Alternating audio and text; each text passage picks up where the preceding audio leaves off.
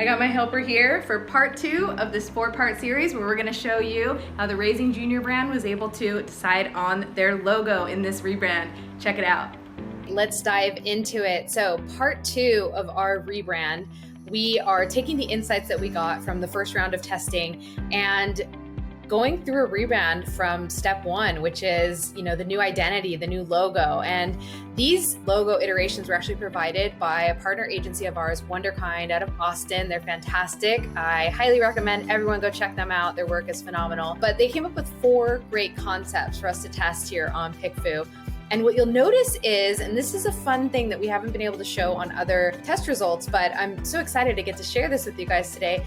On option D is the winner, right? But if we dive down a little bit deeper and try to understand why option D won above option B, we can go into this results and summary to see how the votes were actually counted. So it's saying here that option D was the winner, and they got 27 votes after 3 rounds of vote counting. And you might wonder, why was there 3 rounds of vote counting? Well, in this particular poll, what they did is PickFu actually eliminated, if the results were too close to call, they eliminated the one that had the lowest votes, and then they did a runoff vote on the next one.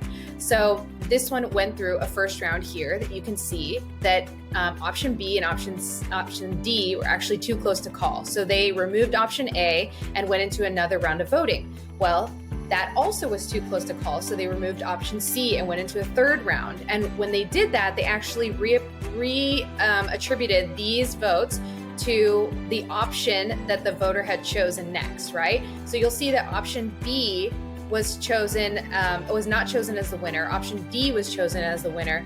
But if you drill down and look at these votes and you can see like what order did these people vote for option D, you can see that it was like a love-hate relationship. They either loved option D or they loved option B, right? And so really these results are still super close, 23 to 27. So at the end of the day, when we look at these results, what I recommended to the client, in this case Raising Junior, was to actually do a gut check.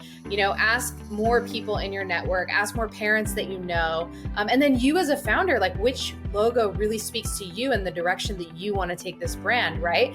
And then if you dive down into the comments, there's a couple things that you can do.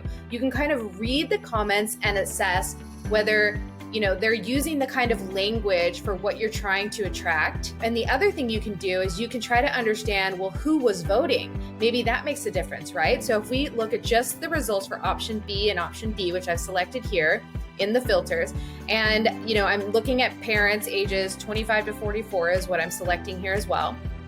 And then, between male and female, what's the breakdown? And we know that 70 to 80% of purchase behavior is actually influenced by the females in the household. So most of the females were voting for option B, whereas most of the males were voting for option D.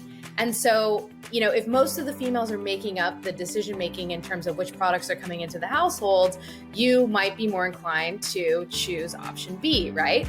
And so, those are a couple different considerations that I would be looking at if I were deciding which logo, to go with. It's a tough call, right? Because while, this one might speak to you more, you might want to err on the side of the data. In this case, my personal preference was actually this one, and it wasn't the actual claimed winner, right? And so all of this, needs to be taken into consideration, and you as the founder are going to make the ultimate choice. But I wanted to show you, some of the things that I look for in terms of the comments and trying to understand what kind of things that they're saying, and is that really what we're going for at the end of the day with this new rebrand? And how can we use the filters to distill the data even more and make an educated decision in terms of which direction. Stick around for part 3 where we're going to reveal which logo Raising Junior picked along with their new packaging. Let's go.